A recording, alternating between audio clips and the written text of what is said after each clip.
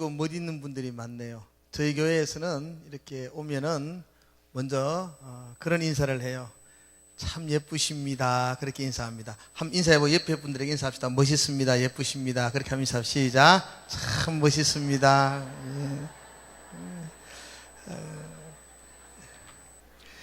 그리고 또 이렇게 인사합니다. 한번 따라해볼까요, 여러분들이? 예쁜 게 죄라면, 좀 크게 하셔야 돼요. 예쁜 것이 죄라면 당신은 사형입니다. 예배 분들이 한번 해봅시다. 예쁜 게 죄라면 당신은 사형입니다. 그렇게 한번. 예, 감사합니다.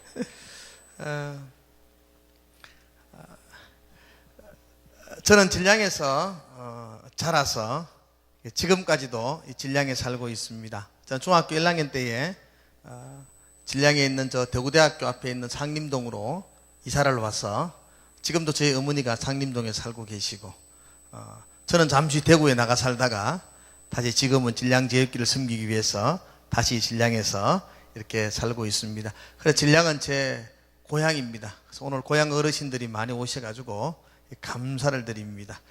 제가 오늘 여러분 교회에 처음 오신 분도 있고 또 뭐 해마다 이렇게 한 번씩 이렇게 오신 분들도 있는데 제가 여러분들 앞에서 이렇게 이야기를 하려고 그러니까 왠지 조금은 두려워요. 왜냐하면 요즘 너무 많은 사람들이 교회에 대해서 별로 좋아하지를 않아요. 사회 매스컴이나 여러 사람들이 교회가 이래서 나쁘고 저래서 나쁘고 이래서 싫고 저래서 싫다고 하는 사람들이 참 많은 것 같아요. 물론 제가 이렇게 이야기 들어보면 맞는 말도 많아요. 그렇구나라는 맞는 말도 있고 또 오해가 되는 말들도 있고요. 사실은 뭐 교인들은 욕을 얻어먹을 짓도 좀 하기도 해요. 제가 이래 봐도 자기들끼리만 좋아한다. 뭐 교인들은 저끼리만 사랑하는 것 같아요. 좀 이해는 해요. 막 그렇기도 그래요. 또 제가 목사지만 제가 봐도 좀 끼리끼리 노는 것 같아가지고 속상할 때가 있고요. 교인들은 또 말을 얼마나 잘하는지 물에 빠져도 입만 동동 뜬다 그랬어요. 그러니까 내가 봐도 그래. 너무 말만 잘하는 것 같아. 그래서 이런저런 제가 봐도 별로 마음에 안 드는 부분들이 이렇게 저희 교회 가운데도 있어요. 그러나 제가 생각하기로는 교회란 병원과 같아요. 교회는 육체가 아프면 가는 병원이 아니고 영혼을 치료하는 병원입니다. 여러분 병원 가보셨습니까? 저는 병원 가는 거 굉장히 싫어해서 병원 저는 거의 안 갑니다. 건강검진도 안 받습니다. 가가 뭐 검사하면 꼭 뭐가 드러날 것 같고 저는 주사 맞는 게 그래 싫어요. 그래서 주사 맞기 싫어가 병원 안 가는데 병원에 가면 건강한 사람들이 옵니까? 아픈 사람들이 오는가요? 아픈 사람들이 오죠. 병원에는 아픈 사람들이 오는 것처럼 교회도 영혼의 병원이라면 교회도 완전하지 않는 사람들, 부족한 사람들, 뭔가 좀 모자라는 사람들, 덜 된 사람들, 때로는 말만 하는 사람들, 자기끼리만 사랑하는 사람들, 어떤 모순이 있는 사람들, 그런 사람들도 교회에 많이 옵니다. 왜냐하면 여기가 병원이거든요. 희망이 있는 것은 그렇게 못됐고 그렇게 말만 하던 사람이 교회를 통해서 조금씩 치료되어진다는 거예요. 병원에 가면 우리 몸이 조금씩 치료되는 것처럼 교회를 통해서 치료되어지고 회복되어져서 많은 시간이 지나고 나면 그래도 꽤 괜찮은 사람들이 됩니다. 변화되어지고 회복되어져서 새로운 사람들이 되는 경우들을 저는 많이 만나게 됩니다. 그래서 교회는 영혼의 병원이다. 저는 그렇게 생각합니다. 지금 모습 보면서 이러쿵저러쿵 하기보다는 좀 더 잘 될 것을, 좀 더 회복될 것을 여러분들이 기대하면서 이렇게 바라봐 주시면은 괜찮지 않을까 그런 생각들을 가집니다. 교회가 지금은 불완전해서 이러쿵저러쿵 소리도 듣지만 그러나 점점 좋아질 겁니다. 점점 회복될 거고요. 점점 아름다운 모습이 될 거고 여러분들에게 좋은 모습으로 교회가 다가가게 될 것입니다. 저도 그런 것을 기대하고 여러분도 그런 것들을 기대하면서 이렇게 지켜 바라봐 주는 것, 그런 인내가 좀 필요하지 않나, 그런 생각들을 가집니다. 제가 오늘 여러분 앞에 서가지고 평안하십니까? 라는 제목으로 제가 잠시 이야기를 드리려고 해요. 평안하십니까? 여러분 스스로 한번 이렇게 평안하신 분들은 고개를 끄덕거려보고, 나는 막 요즘 평화이고 뭐고 막 힘들어 죽겠다 그런 사람은 고개를 뒤로 한번 이렇게 제껴보십시오. 이렇게 하면. 평안하세요?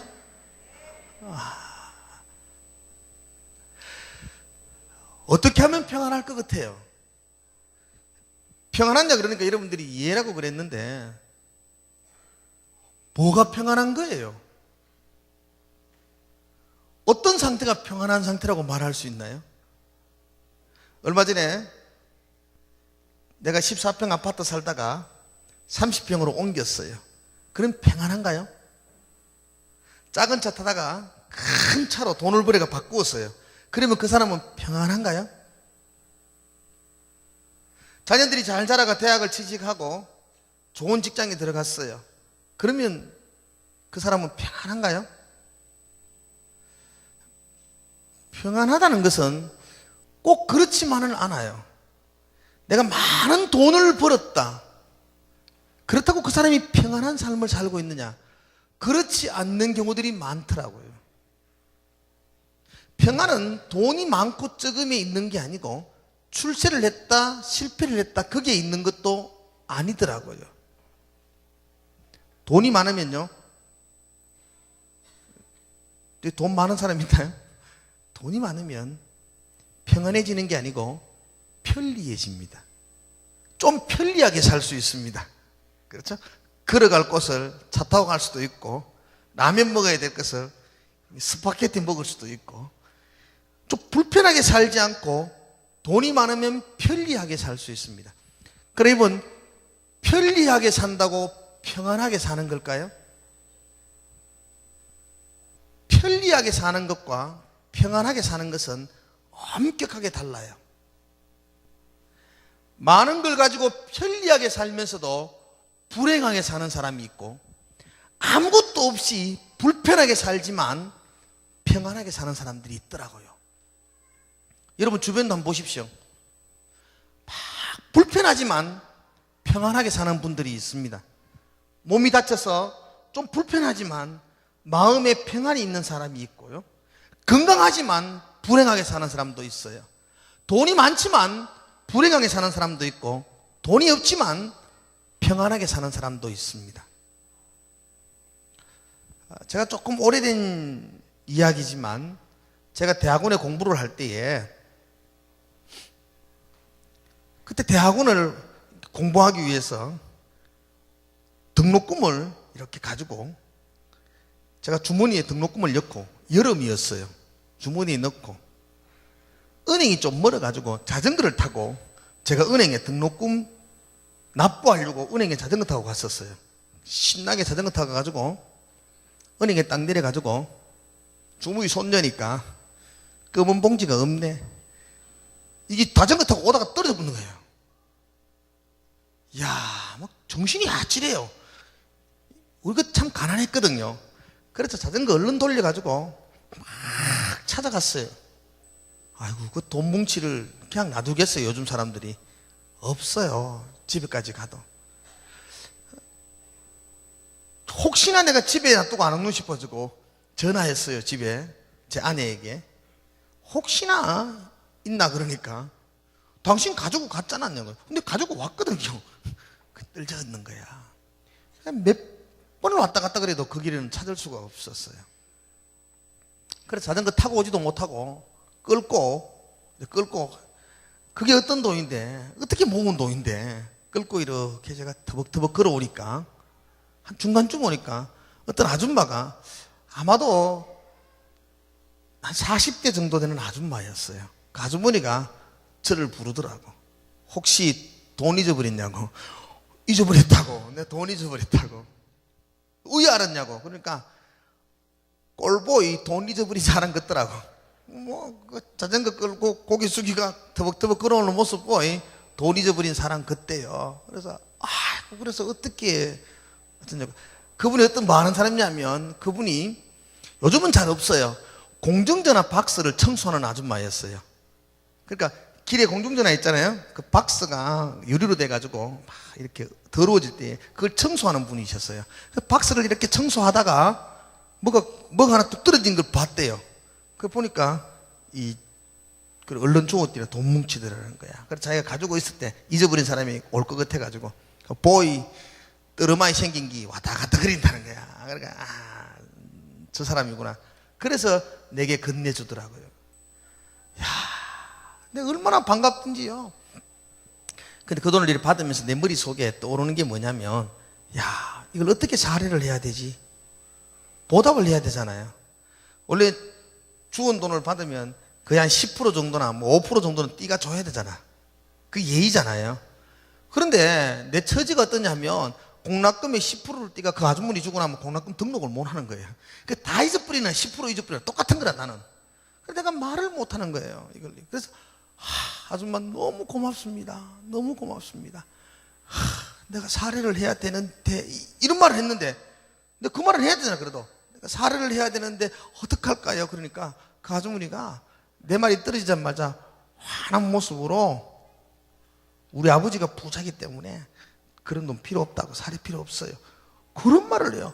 얼마나 반갑든지. 아버지가 누군데? 아버지가 하나님이라 그래. 우리 아버지도 하나님인데 저 아버지도 하나님이라 그러자. 나도 예수 믿는 사람인데 그 아주머니도 예수 믿는 아주머니였던 것 같아요. 나는 자기는 교회 다니기 때문에 사례할 필요가 없어요.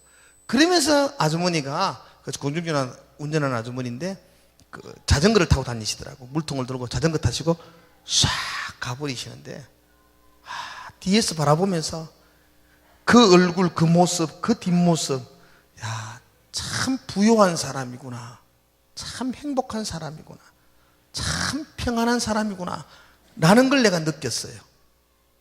그분은 내가 아무리 몰라도 살림은 넉넉지 않을 거예요. 좋은 집에 살고 있지 않을 거예요. 넉넉한 수입이 없을 거예요. 그래서 공중전화 박스를 청소하는 삶을 살고 계시지만 그분의 마음은 가난하지가 않았었어요. 그분의 얼굴에는 불행이 아니라 평안이 깃들어져 있었어요. 평안하십니까? 이건 내가 얼마나 많은 것들을 가지고 있느냐 이런 문제가 아니에요. 이것은 내 마음에 참다운 쉼이 있느냐, 내 영혼에 참다운 안식이 있느냐, 평안이 있느냐를 묻는 것이에요. 마음이 편안하세요? 어떻게 하면 이 마음의 평안과 쉼을 얻을 수 있는가? 성경에는 그 부분에 대해서 명확하게 이야기해 주고 있어요. 평안을 얻는 방법. 몸이 아니라 우리의 영혼, 우리의 마음에 평안을 얻는 방법이 뭐냐? 성경에 마태복음 11장 28절에 이렇게 기록되어져 있는데, 여러분 성경이 없으니까 한번 찾아가 같이 한번 화면에 뜨니까 한번 같이 읽어보면 좋겠습니다. 한번 같이 읽어볼까요? 같이 보이시죠? 시작. 수고하고 무거운 짐진 자들아 다 내게로 오라. 내가 너희를 쉬게 하리라. 아멘. 여러분, 내가 너희를 쉬게 하리라 그렇게 말해요. 근데 여기서 내가 너희를 쉬게 한다. 뭘 쉬게 한다는 거예요? 몸을 쉬게 한다는 말이 아니에요. 잠을 자게 한다는 말도 아니고요. 이 말은 편안하게 쉬게 한다. 육체의 쉼을 말하는 게 아니에요. 그 다음 절 29절에 보면 이렇게 말해요. 나는 마음이 온유하고 겸손하니 나의 멍에를 메고 내게 배우라. 그리하면 너희 마음이 쉼을 얻으리라 그랬어요. 여기서 말하는 쉼은 마음, 영혼의 안식을 말해요. 이게 평안한 겁니다. 나 참 평안해요 라고 말할 때 그때 평안한 것은 몸이 편안하다는 말이 아니고 내 마음과 내 영혼이 안식을 얻습니다. 쉼을 얻습니다. 그래서 편안합니다 라고 말하는 거예요. 여러분 한번 성경을 보세요. 얼마나 당당하게 담대하게 말합니까? 내게 오라. 다 내게 오라. 수고하고 무거운 짐진 자들아. 인생을 살아가면서 수고와 무거운 짐을 지지 않고 사는 사람들이 누가 있나요?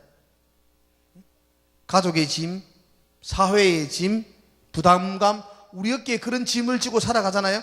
그런 사람들은 다 내게로 오라. 얼마나 당당합니까? 다 내게로 오면 내가 너희에게 쉬게 하리라. 여러분, 이렇게 자신만만하게 외치는 부분이 있나요? 누가 그렇게 말하는가요? 어디에 가서 누가 이렇게 자신 있게 이야기하는가요? 성경 외에는 이렇게 당당하고 자신 있게 이야기하는 데가 없어요. 수고하고 무거운 짐을 지닌 분들이요, 다 내게로 오십시오. 내가 쉬게 하겠습니다. 내게 오면 마음의 쉼을 얻을 것입니다.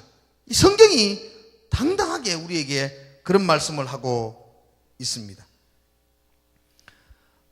오늘 여러분들은 여러분들의 가까운 친구나 가족들이나 또 어쩌면 사랑하는 아내나 남편의 초청에 의해서 여기 오신 줄로 알아요. 여러분 가까이 있는 여러분들의 친척이나 여러분들의 가족들이 왜 여러분들에게 여기 한 번만 오세요라고 이야기했을까요?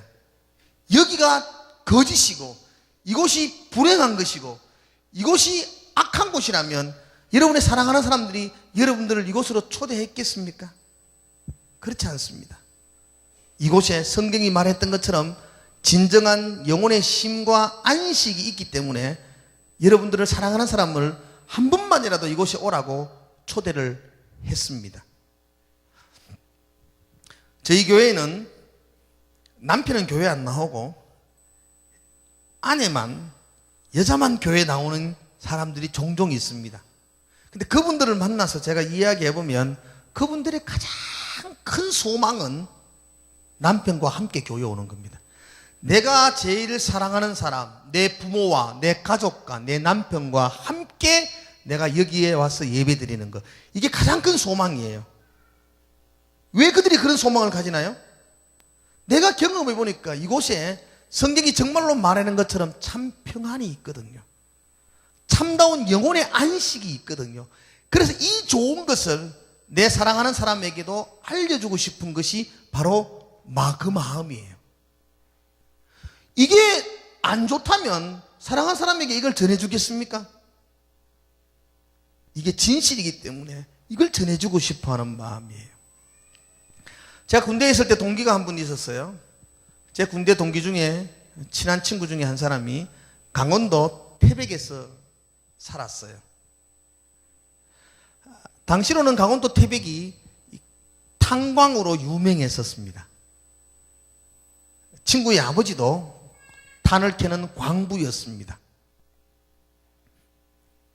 친구의 아버지는, 저는 이 막장에 한 번도 가보지 않았는데 그 친구를 통해서 막장을 이야기를 들었는데요, 이게 사람이 갈 곳이 아니래요. 지하 수백 메다를 내려가는데요, 뭐 모노레일을 타고 쭉 내려가면 그 안에 기온이 40도가 넘는데요. 그러니까 땀이 비 오도 쏟아진답니다. 그리고 이 막장을 개척할 당시에는요, 사람 한두 명이 겨우 이렇게 쪼그리고 앉아 있는 데예요. 일하는 곳은 쉴 때는 조금 넓은 곳에 이렇게 고개를 펼 수 있지만 하루 종일 쪼그리고 앉아가지고 이 탄을 캔대요. 공기가 빠져나가지 않잖아요. 공기가 빠져나가지 않으니까 거기는 연탄가루가 가득 차 있는 거예요. 사람이 호흡을 하면 마스크를 꼈지만 호흡하면 그 코로 호흡을 통해서 탄가루가 폐에 쌓인대요. 그래서 규폐증을 앓는답니다. 막장에서 좀 세월이 지나고 공부한 사람들은요, 다 이 탄가루가 가슴에 쌓여가지고 규폐증으로 끝내는 죽고 만대요.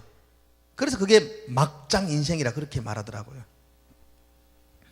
아버지는, 그 친구의 아버지는 약주를 한잔 하시고 술이 거나하게 채시면 친구를 불러놓고 가족들을 이렇게 불러놓고 간곡하게 이야기한대요. 그 아버지가 눈물을 뚝뚝 흘리면서 아들에게 이야기한대요. 이야기하는 게 딴 게 없대요. 술만 드시면 앉혀놓고 하는 이야기가, 니는 굶어 죽더라도 여기를 떠나라. 너는 군대만 갔다 오면 굶어 죽어도 여기 있지 말고 떠나라. 너는 떠나서 거지가 되더라도 다시는 여기 돌아오지 마라. 내처럼 막장에 들어갈 생각을 하지 마라. 본인이 경험해 보니까 그 막장에 들어가는 인생이 도저히 아들에게는 소개시킬 수 없는 것이기에 너는 거지가 되더라도 내처럼 막장에 들어오지 마라. 그렇게 술만 드시면 당부하고 이야기를 한대요. 이게 사랑하는 사람의 마음이 아니겠어요? 나는 비록 배운 길도 없고 할 일도 없고, 그래 나는 비록 이 막장에서 탄을 캐지만 내 사랑하는 자녀들만이라도 너는 죽어도 여기 오면 안 된다. 여기서 일하지 마라 라고 당부하는 게 사랑하는 아버지의 마음이죠. 사랑하면 좋은 것 주고 싶어 하죠. 사랑하면 좋은 것 소개해 주고 싶어 하고, 이게 당연한 것 아니겠어요? 혹시 여러분의 아내가 여러분들에게 오늘 교회에 나오자고 소개를 했다면 이 교회라는 곳, 이 믿음이라는 것, 이 성경이라는 것, 이게 좋은 거기 때문에 소개시켜 주는 거겠죠. 이게 나쁜 거라면 여러분들 사랑하는 사람에게 너도 여기 와서 이 나쁜 거 한번 먹어봐, 이렇게 말할 사람이 없잖아요. 저는 여러분들에게 이 성경을 한번 소개해 주고 싶어요. 성경을 조금 읽어보셨으면 좋겠어요. 우리가 지성인이라면 이 교회에서 말하는 이 성경과 진리가 무엇인지를 한번 이렇게 살펴보고 난 다음에 평가하는 게 좋지 않을까요? 성경이 없는 분들은 이야기하시면 교회에서 선물로 드리겠습니다. 한번 저에게 전화만 주시면 제가 성경을 사서 여러분들에게 선물로 드릴 거예요. 한번 읽어보십시오. 이 성경에 뭐라고 말하고 있는지. 여러분, 이 성경은 1년, 2년 동안에 기록한 책이 아닙니다. 우리나라에 아주 유명한 소설들이 한 10년 정도 집필 기간을 가졌다고 해요. 그러면 베스트셀러가 되는 거예요. 10년, 20년 혼을 다하여 기록했다 그래요. 근데 이 성경은 무려 1500년 동안 기록된 책입니다. 이 성경은 기록 이 연대가 1500년 동안 기록한 거예요. 1500년 동안. 얼마나 많은 사람들에게 혼과 영이 담겨 있어요. 그것도 한 사람이 기록한 것이 아니라 이 성경을 기록한 사람은 한 40여 명이 됩니다. 40여 명이 각각 다른 시대에 살면서 성경을 적었는데 주제와 목표가 동일하게 하나의 주제를 가지고 쭉 1500년에 걸쳐서 40여 명이 같은 주제, 예수 그리스도 메시아에 대해서 기록해 놓은 책이 바로 이 성경입니다. 어떤 사람은 이 성경을 예수를 믿는 사람들이, 몇몇 사람들이 자기들끼리 좋아서 읽는 책이다, 자기들이 꾸민 책이다, 그렇게 말하지만 여러분, 진실이 아니고 거짓된 거라면 세월이 지나면 사라집니다. 거짓은 세월이 지나면서 존재할 수가 없어요. 밝혀지며 사라지는 거예요. 근데 이 성경은 지금까지 15억 권이 발간되어서 사람에게 전해졌습니다. 그만큼 읽혀진 책은 세상 어디에도 이만큼 많이 읽힌 책은 없어요. 몇 권이라고요? 15억 권이에요. 15억 권. 계산도 안 되죠, 여러분. 얼마나 많은지.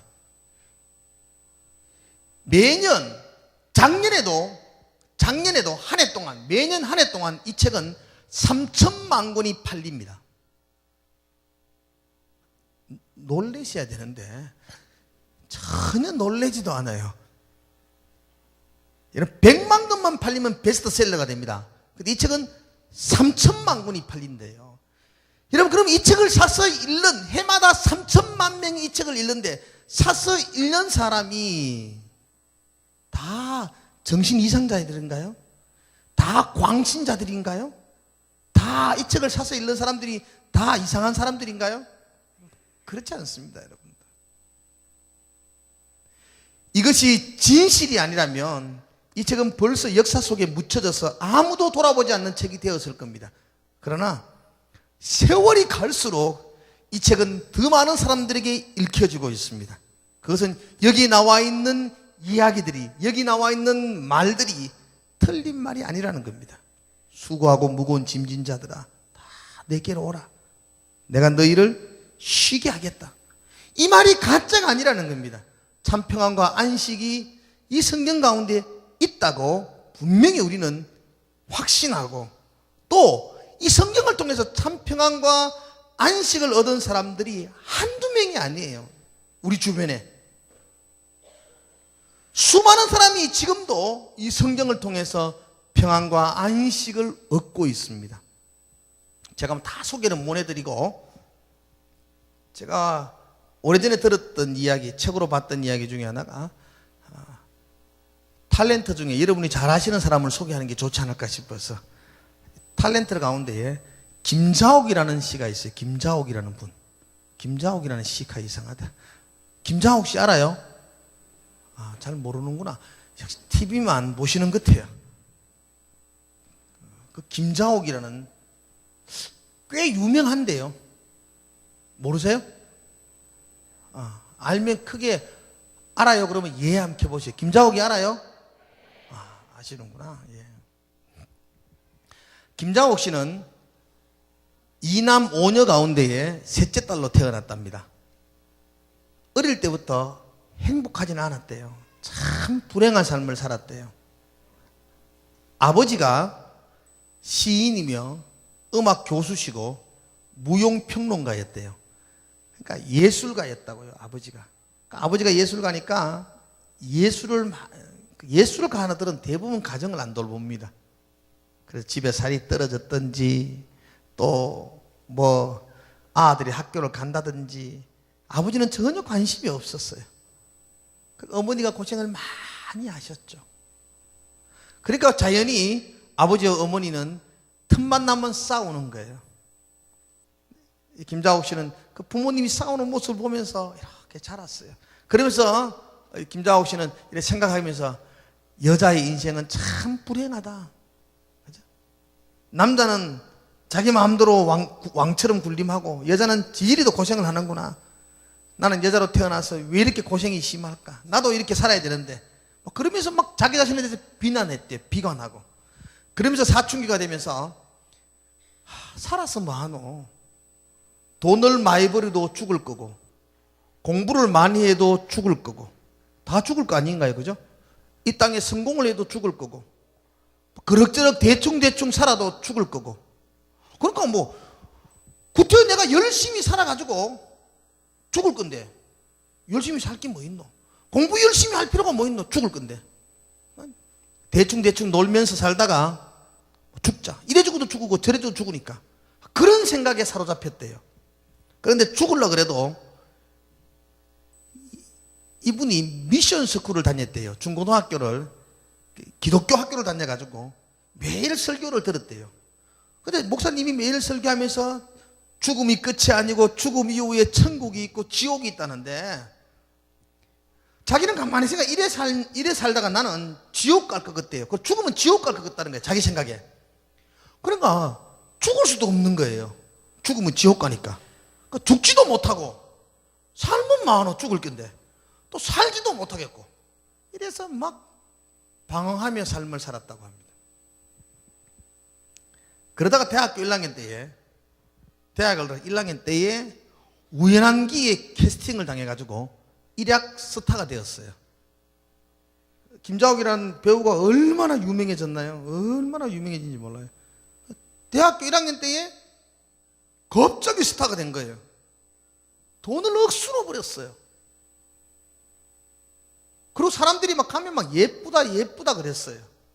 남들이 다 칭찬을 들어요. 드라마, CF 모델, 영화배우 막 온갖 인기를 다 누렸어요. 못할 게 없었어요. 그러면 이 마음에 있는 이 불안함과 두려움과 허전함이 사라질 줄로 알았대요. 그런데 더 심해지는 거예요. 이렇게 인기가 있으면 뭐하노? 죽을 건데. 이렇게 돈을 벌면 뭐하노? 죽을 건데. 더 심각해지고 더 괴로워서 그냥 사람들 앞에서는 막 웃으면서 이 조명을 받으면서 행복한 것지만 무대가 내리고 무대를 막을 내리고 나오면은 이 허전함과 공허함을 견딜 수가 없었습니다. 그래서 김자옥 씨가 결혼을 하자. 결혼을 하면 옆에 있는 어떤 남자를 통해서 이 허전함들을 채울 수 있지 않을까. 그래 생각해서 결혼을 했대요. 근데 결혼 생활은 더 지긋지긋했답니다. 결국 3년 만에 이혼을 했대요. 결혼생활 3년 만에 더 이상 살 수가 없어서 이혼 도장에 도장을 찍고 돌아서 나오는데, 김장옥 씨는 결혼하면서 모든 방송 활동을 다 접었거든요. 전업주부가 되겠다고. 다 은퇴를 하고 결혼했는데 결혼이 불행했고, 그리고 도장을 이혼을 하고 돌아서 나오니까 아무것도 없잖아요. 도저히 견딜 수가 없어서 결국은 정신병원에 입원을 하고 정신과 치료를 받고 매일 약을 먹고 그렇게 살았대요. 그러면 정신과 치료를 받으면 조금 회복될 무렵 어느 날 새벽에 전화 한 통을 받습니다.